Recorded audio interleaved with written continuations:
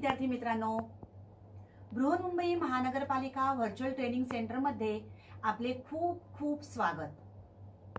कोविड-19च्या या सद्यस्थितीत आपल्या शाळा बंद असल्या तरी आपले ऑनलाईन शिक्षण चालूच आहे आणि गेले वर्षभर आपण हा ऑनलाईन अभ्यास करत आहोत। त्याचसाठी आपली शिक्षणाची गती कमी होऊ नये म्हणून बृहन्मुंबई महानगरपालिका व्हर्च्युअल ट्रेनिंग सेंटरच्या माध्यमातून काही व्हिडिओंची निर्मिती करण्यात आलेली आहे। मी निलिमा कदम, आपली व्हर्च्युअल शिक्षिका। आजचा घटक आपण बघणार आहोत। इयत्ता 6वी मराठी बालभारती, ओळख थोरांची। ओळख थोरांची या पाठाचे लेखक आहेत संजय दुधाणे। यांना बालपणापासून खेळाची आवड होती। ॲथलेटिक्स खेळाच्या आंतरशालेय व आंतरजिल्हा स्पर्धांमध्ये त्यांनी सहभाग घेतला होता, परंतु काही कौटुंबिक अडचणीमुळे व पायाच्या दुखापतीमुळे त्यांना स्पर्धात्मक खेळ अधिक काळ खेळता आला नाही। परंतु खेळाची आवड त्यांना यापासून थांबवू शकली नाही आणि त्यामुळेच त्यांनी आपली खेळाशी जुळलेली नाळ तोडली नाही। वयाच्या 18व्या वर्षी म्हणजेच 1994 पासून त्यांनी आपली खेळाची आवड लक्षात घेऊन क्रीडा विषयक लेखनास सुरुवात केली। प्रस्तुत पाठ हा ऑलिम्पिकवीर खाशाबा जाधव त्यांच्या या पुस्तकातून घेण्यात आलेला आहे। महाराष्ट्र शासनाचा उत्कृष्ट मराठी वाङ्मय पुरस्कार या पुस्तकाला प्राप्त झालेला आहे। तसेच त्यांची अनेक क्रीडा विषयक पुस्तकं प्रसिद्ध आहेत। बघा, ध्रुवतारा सचिन तेंडुलकर, भारताचे ऑलिम्पिक, राष्ट्रीय आपला भारताचा राष्ट्रीय खेळ म्हणजेच हॉकी, राष्ट्रीय खेळाचे जनक major Dhyanchand, flying Sikh Milkha Singh, world cup cricket, कथा ऑलिम्पिकच्या, वाटचाल एशियाडची, ऑलिम्पिक वाटचाल, अशी अनेक क्रीडा विषयक पुस्तके प्राध्यापक संजय दुधाणे यांच्या नावावर जमा आहेत। प्रस्तुत पाठ याच्यामध्ये 2 भाग आहेत। भाग 1 खाशाबा जाधव, ऑलिम्पिकवीर खाशाबा जाधव यांचं चरित्र किंवा यांची माहिती या पाठामध्ये लेखकाने दिलेली आहे। तर खाशाबा जाधव हे ऑलिम्पिक जिंकणारे प्रथम भारतीय होत। त्यांच्याविषयी आता आपण जाणून घेणार आहोत। या ठिकाणी तुम्हाला दिसते बघा, हे आहे ऑलिम्पिकचं मानचिन्ह। ऑलिम्पिक स्पर्धा जिंकल्यानंतर जाधव यांना मिळालेलं हे कांस्य पदक। कराडमधील कृष्णा नदीच्या काठावरील गोळेश्वर हे छोटेसे गाव, या ठिकाणी हा महाराष्ट्राचा नकाशा तुम्हाला दिसतोय आणि सातारा जिल्ह्यातील कराड हे एक ठिकाण आणि त्याच्यातील गोळेश्वर हे छोटेसे गाव। पुतळाबाई व दादासाहेब यांचा खाशाबा हा छोट्या चणीचा मुलगा। अण्णा या टोपण नावाने ओळखला जाणारा हा मुलगा पुढे ऑलिम्पिक वीर झाला। तर हे आहेत खाशाबा जाधव। त्यांच्या आईचं नाव पुतळाबाई तर वडिलांचं नाव दादासाहेब आणि त्यांना अण्णा या टोपण नावाने ओळखलं जात असे। छोट्या चणीचा म्हणजेच उंचीने जेमतेम किरकोळ बारीक असा हा मुलगा पुढे ऑलिम्पिक वीर झाला। आता कसा झाला त्याबाबतची माहिती लेखकाने यामध्ये दिलेली आहे। खाशाबांचे आजोबा उत्तम कुस्तीपटू होते, तर वडिलांनीही तरुणपणात आखाड्यातील कुस्त्या गाजवल्या होत्या। वडिलांच्या तालमीत खाशाबांच्या कुस्तीचा श्री गणेशा झाला आणि त्यांचे नाते मातीशी जुळले। प्रतिस्पर्धी मल्लास चित कसे करायचे, मान कशी पकडायची, पट कसा काढायचा याचे धडे खाशाबांनी वडिलांकडून आत्मसात केले। त्या काळी गावागावात उरूस भरायचे। या उरुसात किंवा जत्रेत आखाडे भरत खाशाबांनी वयाच्या 8व्या वर्षी पहिल्यांदा जत्रेतील कुस्ती जिंकली होती. आता खाशाबांचे वडील उत्तम कुस्तीपटू होते.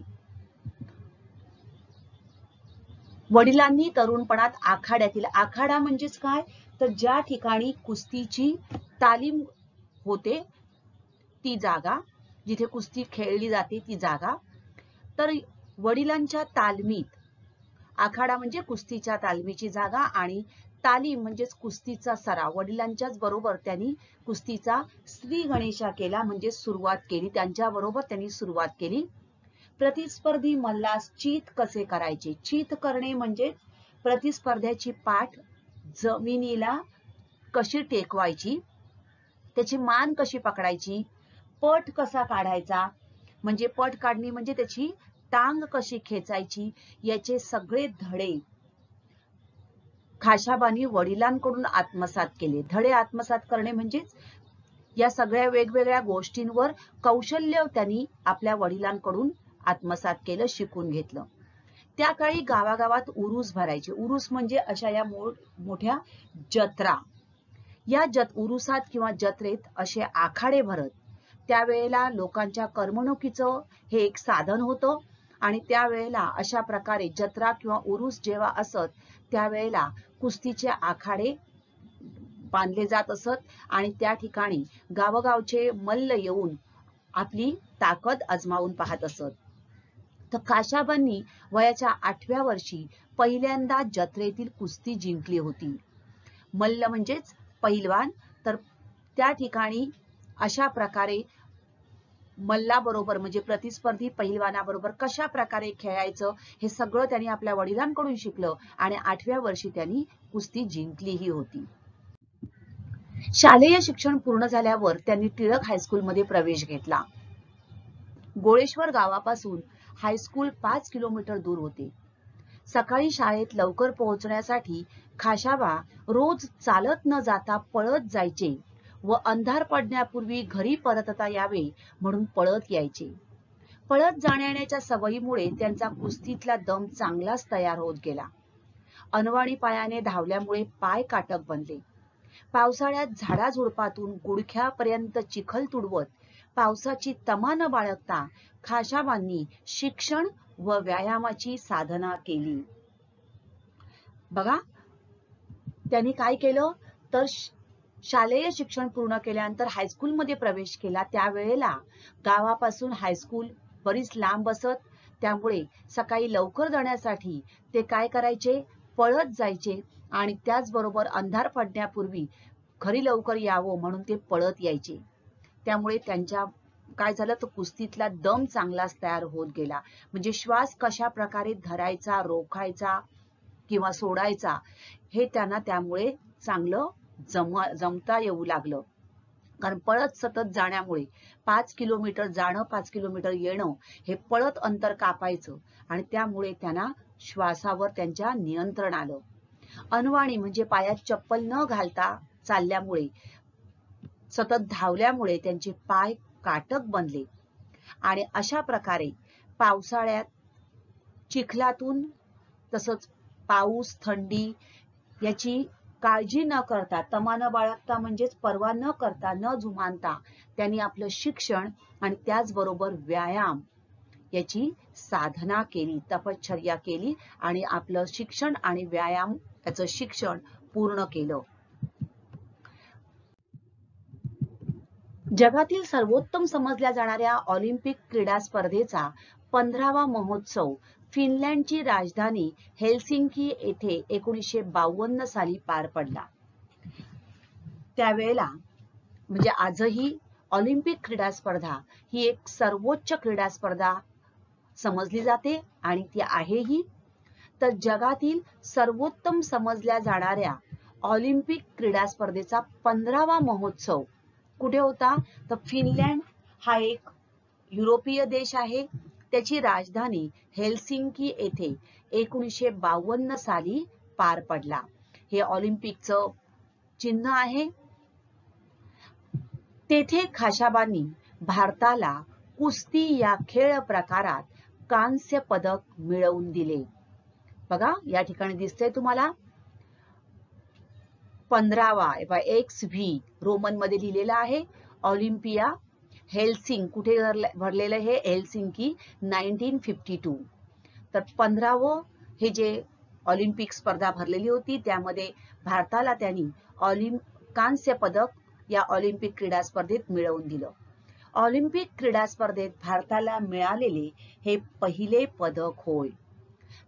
तर अशा प्रकारे या खाशाबा जाधवांनी एका सामान्य घरातील मुलगा कशा प्रकारे ऑलिम्पिक क्रीडा स्पर्धेपर्यंत जातो, पोहोचतो आणि त्या ठिकाणी आपल्या देशाचं नाव, देशाचा सन्मान कशा प्रकारे मिळवून देतो, त्याची थोडक्यात माहिती लेखकाने या पाठामध्ये दिलेली आहे.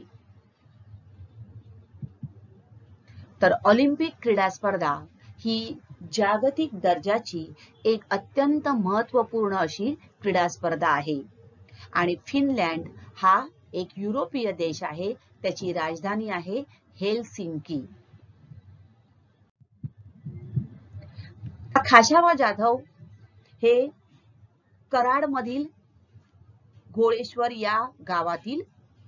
आपल्याकडे अजूनही स्पर्धा ज्या आहेत किंवा खेळ जे आहेत हे सामान्यपणे मातीमध्ये खेळले जातात. तो कुस्ती हा खेळ जो आहे तुम्ही बघितलं असेल, कुस्ती ही आपल्याकडे मातीमध्ये खेळवली जाते. परंतु खाशाबा जाधव जेव्हा ऑलिम्पिकला गेले म्हणजे फिनलँडला गेले त्यावेळेला त्या ठिकाणी कुठे कुस्ती खेळली जात होती तर मॅटवर. एक विशिष्ट प्रकारची मॅट टाकली जाते आणि त्या ठिकाणी कुस्ती खेळायची असते.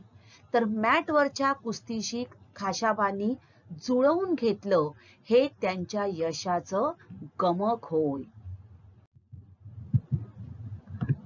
खाशाबांनी पदक जिंकलं तो हा क्षण आहे बघा.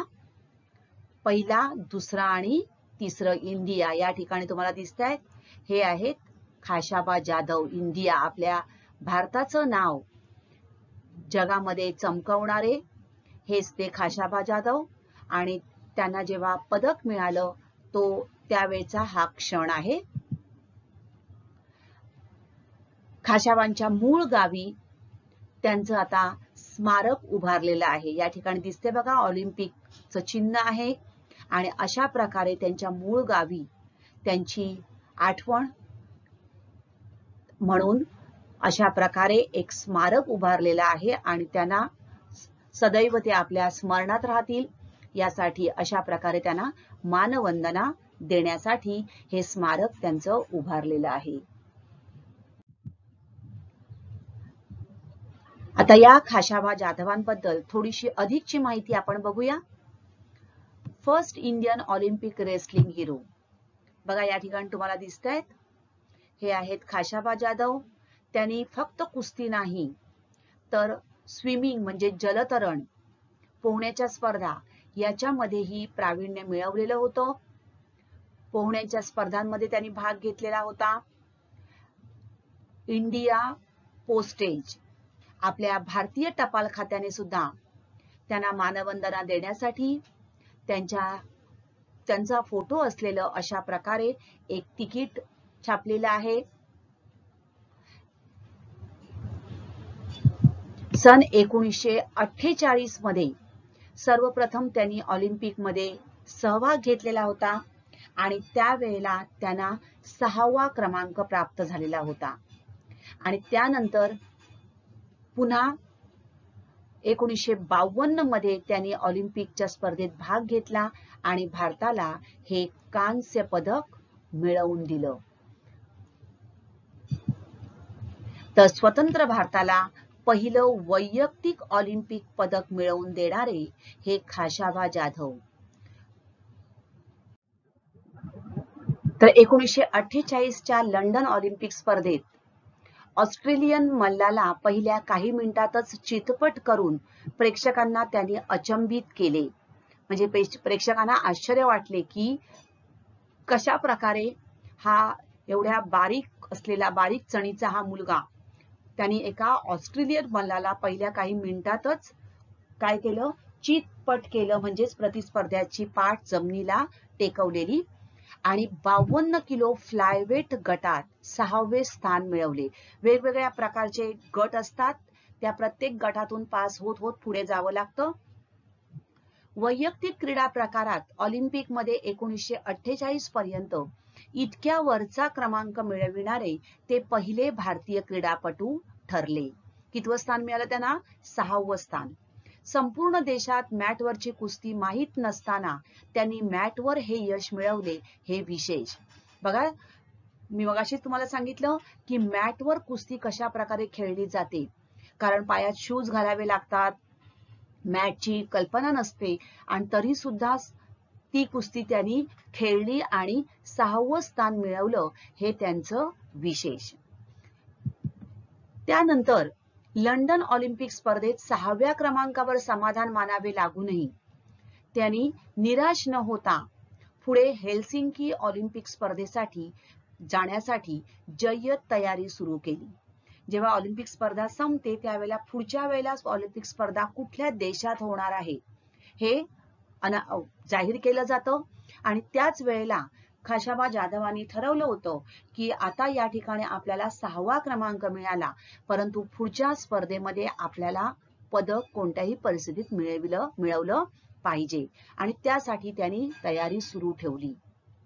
हेल्सिंकीमध्ये खाशाबा 125 पौंड बॅटमवेट गटात सहभागी झाले होते. या गटात 24 देशातील मल्लांनी भाग घेतला होता. कॅनडा, मेक्सिको, जर्मनी या देशांच्या मल्लांचा पराभव करत अखेर 23 जुलै 1952 रोजी या स्पर्धेत त्यांनी भारताला पहिले कांस्य पदक मिळवून दिले. तर प्रत्येक एक एक पायरी पुढे जात तुम्हाला माहितीच आहे कशा प्रकारे पार करत पुढे जावं लागतं आणि अशा प्रकारे अखेर 23 जुलै 1952 त्यांनी भारताला पहिले कांस्य पदक मिळवून दिले. एक अभूतपूर्व इतिहास घडवला. भारतीय क्रीडा इतिहासात ऑलिम्पिक मध्ये अजोड कामगिरी करणारे खाशाबा जाधव हे पहिलेच ऑलिम्पिक वीर ठरले. तर ही होती खाशाबा जाधव यांच्याबद्दलची अधिक माहिती. तर हे ऑलिम्पिक पदक विजेते मराठी भारतीय कुस्तीगीर होते. इसवी सन 1952 सालातल्या ऑलिम्पिक मध्ये त्यांनी जिंकलेले फ्रीस्टाईल कुस्तीतले कांस्य पदक हे भारतासाठी स्वातंत्र्योत्तर काळातील पहिले वैयक्तिक होते. 1955 मध्ये त्यानंतर बघा त्यांनी त्यांची पुढची कारकीर्द बघा काय आहे. खाशाबा जाधव हे महाराष्ट्र पोलीस दलात सब इन्स्पेक्टर या हुद्द्यावर भरती झाले. तिथे सुद्धा त्यांनी कुस्ती स्पर्धेत अनेक कुस्त्या जिंकल्या. तसंच राष्ट्रीय स्तरावर त्यानंतर त्यांनी स्पोर्ट्स मार्गदर्शक म्हणजेच कोच म्हणून ते काम करू लागले. हे करत असतानाच त्यांनी पोलीस खात्यात 27 वर्षे नोकरी केली आणि असिस्टंट पोलीस कमिशनर या हुद्द्यावरून ते निवृत्त झाले. तर ही होती खाशाबा जाधव यांच्याबद्दलची थोडक्यात अधिक माहिती. तर या पाठामध्ये आलेले काही वाक्प्रचार व त्यांचे अर्थ. श्री गणेशा करणे म्हणजेच सुरुवात करणे किंवा सुरुवात होणे. एखाद्या गोष्टीचा श्री गणेशा करणे म्हणजे एखाद्या गोष्टीला सुरुवात होणे किंवा सुरुवात करणे. चित करणे म्हणजेच प्रतिस्पर्ध्याची पाठ जमिनीला टेकविणे. पट काढणे प्रतिस्पर्धी मल्लाची टांग खेचणे. धडे आत्मसात करणे म्हणजेच एखाद्या गोष्टीमध्ये कौशल्य मिळविणे. आणि तमा न बाळगणे म्हणजेच पर्वा न करणे. कोणत्याही परिस्थितीची किंवा कठीण काही पाऊस असेल, थंडी असेल, त्याची तमा न बाळगता म्हणजे त्याची पर्वा न करता आपलं काम चालू ठेवणं. तर या पाठाचा दुसरा भाग जो आहे यामध्ये आपण दादाजी रामजी खोब्रागडे हे एक शेतकरी आहेत.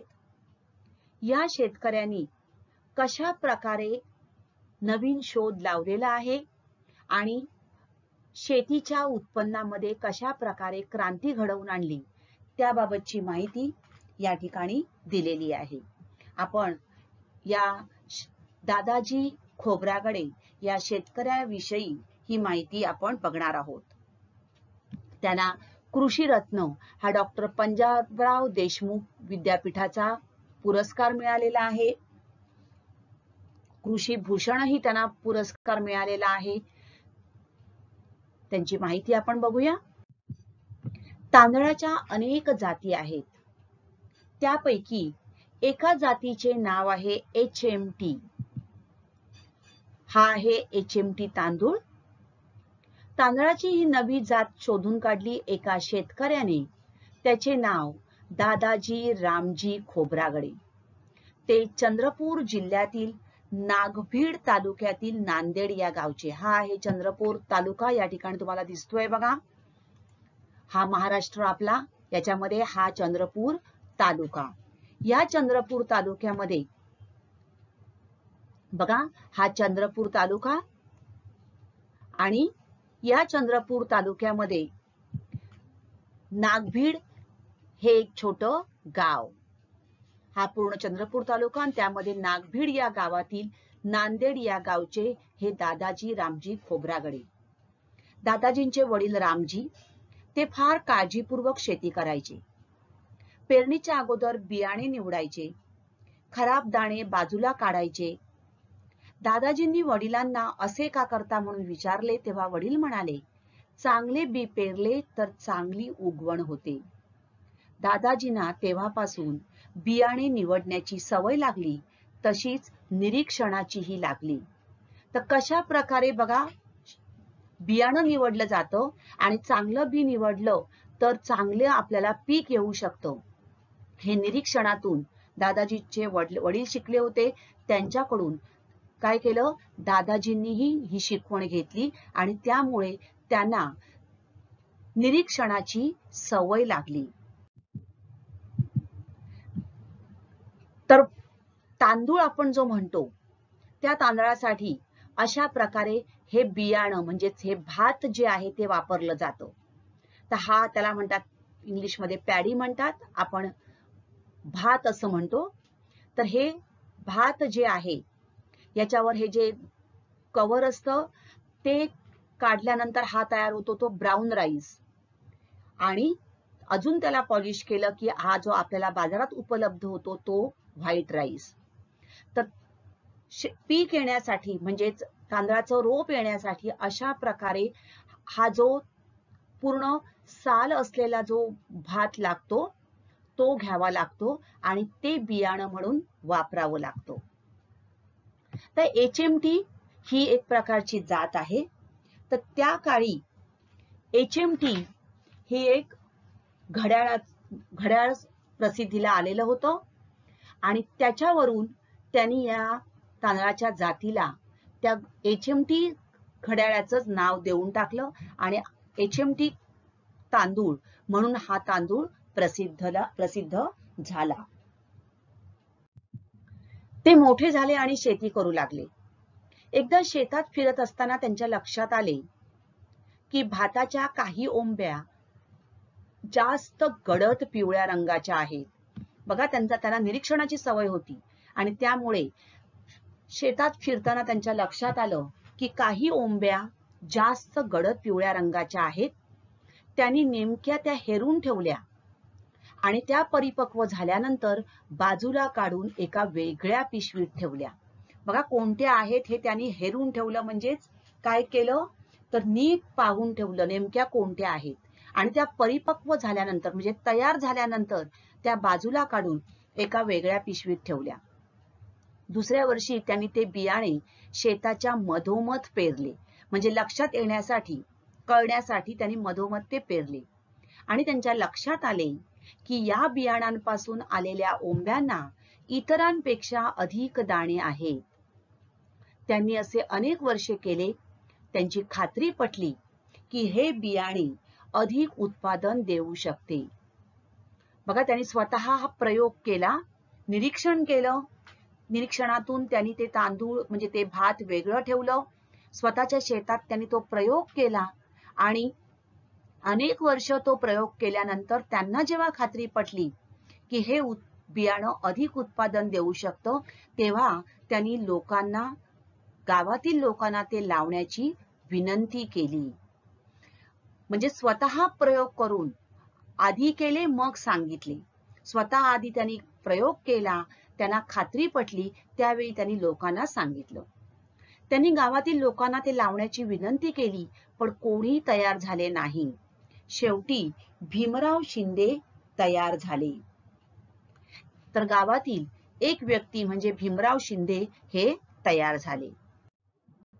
त्यांनी 4 एकरांवर पहिल्यांदा ते बियाणे वापरले आणि आश्चर्य असे की अवघ्या 4 एकरांमध्ये 90 क्विंटल तांदळाचे उत्पादन झाले. तळोधी बाळापूरच्या बाजारात हा तांदूळ गेला तेव्हा त्यावर व्यापाऱ्यांच्या अक्षरशः उड्या पडल्या. तेथेच या तांदळाचे नाव पडले HMT. वर्षभर मजुरी करून उदरनिर्वाह करणाऱ्या या संशोधक शेतकऱ्यांनी हंगामाच्या काळात मुलीच्या 1.5 एकर शेतीमध्ये अनेक प्रयोग केले. त्यांनी तांदळाच्या एकूण 8 जाती शोधून काढल्या आहेत. या शेतकरी शास्त्रज्ञाला कृषी भूषणसह अनेक पुरस्कार मिळाले आहेत. अवघ्या 1.5 एकर शेतावर प्रयोग करणारा असा हा शेतकरी. तर हे दादाजी खोब्रागडे, त्यांनी काय केलं? मुलीच्या 1.5 एकर शेतीमध्ये अनेक प्रयोग केले आणि तांदळाच्या एकूण 8 जाती शोधून काढल्या. त्यांना कृषी भूषण, कृषी रत्न यासारखे अनेक पुरस्कार मिळाले आणि म्हणूनच त्या ठिकाणी काय म्हटले बघा, या शेतकरी शास्त्रज्ञाला बघा कुठल्याही शाळेत न जाता केवळ निरीक्षणाने त्यांनी हे शोध लावले आणि अशा प्रकारे तांदळाच्या नवीन नवीन जाती त्यांनी शोधून काढल्या आणि उत्तम प्रतीचा तांदूळ आपल्याला उपलब्ध करून दिला. तर 1.5 एकर शेतावर अनेक प्रयोग करणारा असा हा शेतकरी. थोडक्यात आपण त्यांची माहिती बघूया. त्यांचा जन्म नागभीड येथे झाला. हे भाताच्या जास्त उत्पादन देणाऱ्या जाती शोधून काढणारे एक कृषी संशोधक होते. केवळ इयत्ता 3री पर्यंत शिकलेले खोब्रागडे, बघा शिक्षणही नाही त्यांचं, 3री पर्यंत शिकलेले खोब्रागडे एक अल्पभूधारक शेतकरी होते. अल्पभूधारक म्हणजे त्यांनी बघा 1.5 एकर प्रयोग केलेले आहेत, म्हणजे त्यांची जमीनही एकदम कमी होती, तरी त्याही परिस्थितीत त्यांनी वेगवेगळे प्रयोग केले. 1983 पासून त्यांनी तांदळाचे नवीन वाण बनवण्याच्या प्रयोगाला सुरुवात केली. वाण म्हणजे जात. तर नवीन अशी जात शोधून काढण्याची त्यांनी सुरुवात केली. 6 वर्षांच्या बीज गुणनाच्या प्रयोगानंतर ते नवीन वाण तयार करण्यात यशस्वी झाले. वेगवेगळे प्रकारचे प्रयोग करून त्यांनी हे नवीन वाण तयार केलं. या वाणाला काय नाव द्यायचे हे न सुचल्यामुळे त्यांनी त्यावेळी प्रसिद्ध असलेल्या HMT कंपनीच्या HMT सोना घड्याळावरून तेच नाव या वाणाला दिले. म्हणजेच या जातीच्या हे तांदूळ जे आहेत या तांदळाला त्यांनी HMT हे नाव दिलं आणि अशा प्रकारे हा HMT तांदूळ प्रसिद्ध झाला.